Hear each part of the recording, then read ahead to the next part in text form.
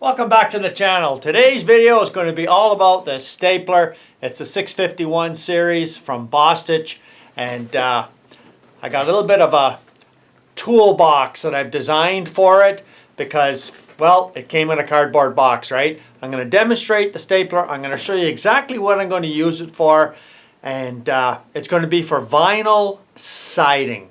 Now, I've ran through some staples with this already, got it all fine-tuned. I'm going to show you a couple of things that, well, I had to adjust, but the first thing is, let's take a look at the little box that I made for it, because, you know, when it doesn't come with a case, what do, right? You make your own. So let's go over here, let's take a look. Okay, so this is just a regular tote that you buy at, well, I picked it up at Home Depot. And you can see there's a whole bunch of fasteners on the outside. Fasteners here, and fasteners here. And we'll go to the last side, and you can see I got some fasteners here. And they're very easy to do. So let's just take a look on the inside and see how I designed this for a case for the staple gun. And I think it's a pretty good idea. I like to share everything with my viewers, so let's take a look. Okay, so here we are. Let's start off right here. I'll just take it out, put it over here, and you can see I've got these little pieces here.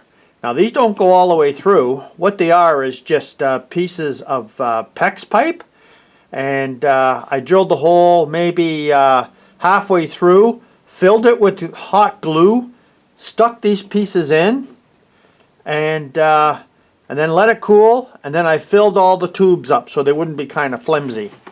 So that's it right here, and it just fits in there. And you could see, well, I put the shape on there only because, you know, it makes it a lot easier to figure out which way it goes, right? And you could see there's no holes on the back side, and this is just a couple of pieces of pine board, 3/4 inch thick. So if we take a look inside there, well, you could see all I did was I fastened some pieces on the sides, and I'll turn it around for you so you could see exactly what's going on in there. But I think you got the idea. And this is the staples here, and there's enough staples here to last me quite a long time. And these are 7/16 wide crown staples, medium crown, and they're 1 inch long, which I'm going to use for my vinyl siding. I'm going to put on up at my camp. And you can see on the bottom here, all I did was just fasten a little piece of plywood on the bottom. It fits in the slot here, and it works terrific. And this is just some more stuff that I will put in there. You know, you got to have a little bit of supplies, right? And so I got some little bit of crimpers here. I got my snips in the background here.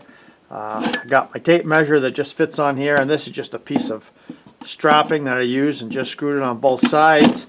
You know, and you got to have some supplies, right? So I mean, I've got you know, a little level, some knife blades, and this here, I want to show you this here. This is a new knife that came out from Stanley Fat Max, and you know how you got these blades? I'll show you here where you, let me just get it to work here for you.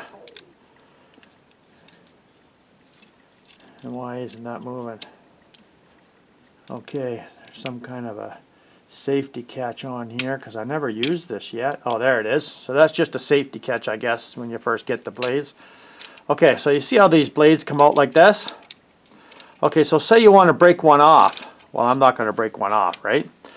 But on the top here is an ingenious little thing, and you swing this over, and it snaps off the blade.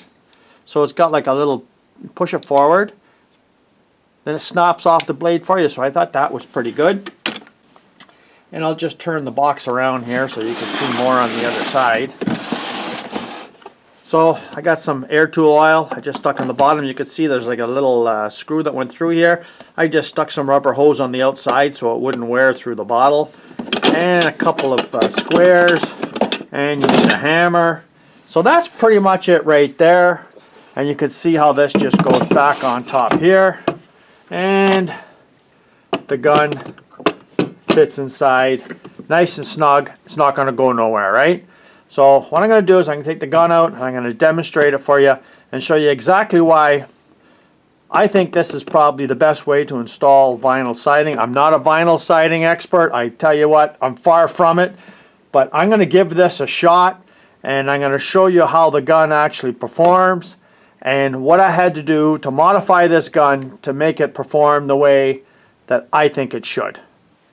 Okay, so I have the end of the staple gun zoomed in here, and you could see where there's a notch here, and this is where you would put your the end of the staple tip in the nailing flange for the vinyl siding and all your siding pieces right in here like this. And the problem I had is it wouldn't set the nail far enough. I had it extended all the way and it kept on putting the nail in, and I will show you, kept on putting the nail in too far, too deep. So this is the regular one that you get with it that doesn't have the nailing flange on it at all. And you could see how there's a fastener that goes through the back side, and what it does is it corresponds with the rib pieces on this side here.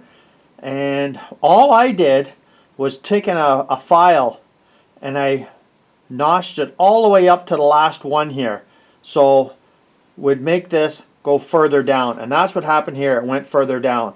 So let's take a look, and you could see on this particular unit here, well, it's put down to the lowest setting, and I think it's still too high, but at least now I got more adjustment room, because when you're trying to actually use the staple gun to set the depth, you have to set it for the material that you're using, not what I have here, because what I'm using it is on is 1/2 inch plywood, so the depth adjustment has to be a lot wider range.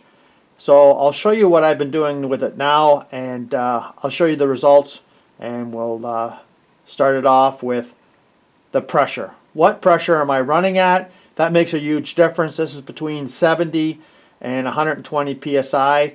I can't see anybody needing to go 120 psi, but I have tried it right around the 70 mark, and right around the 70 psi mark, sometimes it will not staple, it will not jam, but it'll not cycle properly. So I've got it set a little bit higher.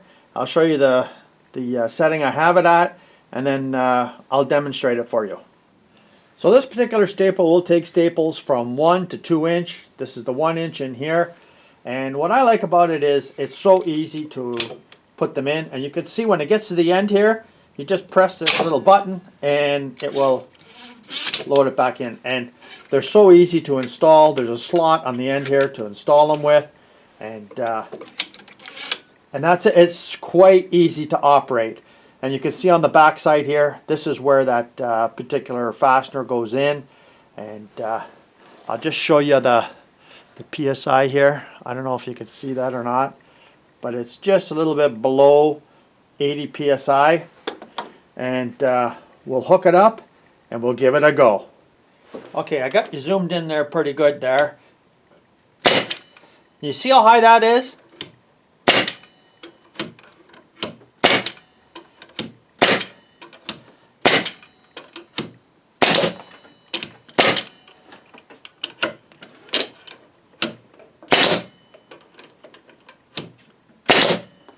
Okay, so if you take a look at that height there, and if we just measure it, you're going to see that it's pretty consistent, and it's a little bit more than 1/8 of an inch. Looks like about 3/16. So I mean, this one here is almost 1/4. So it depends on the density of the wood. And that's something that you have to really consider, is the density of the wood. So let's just take a look at a piece of, we'll put in a piece of pine here.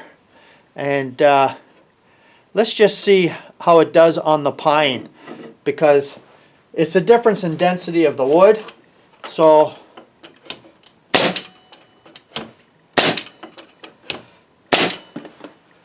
that's still pretty consistent when we take a look at it here. I mean, it's still too high, which I like, because guess what? I can put that nose cone in further to tighten up the adjustment, and I think it's going to work out awesome for siding. So what do you think? So far, my testing of the gun, it seems to be pretty consistent. And now there is a trigger that has, if you just depress this from the far side and turn the arrow around the other way, it will do rapid fire. And the last thing I want to do is go bang, bang, bang, bang, bang, bang, because I just don't like the rapid fire. But somebody that's putting in, say, decking or doing long sheets of exterior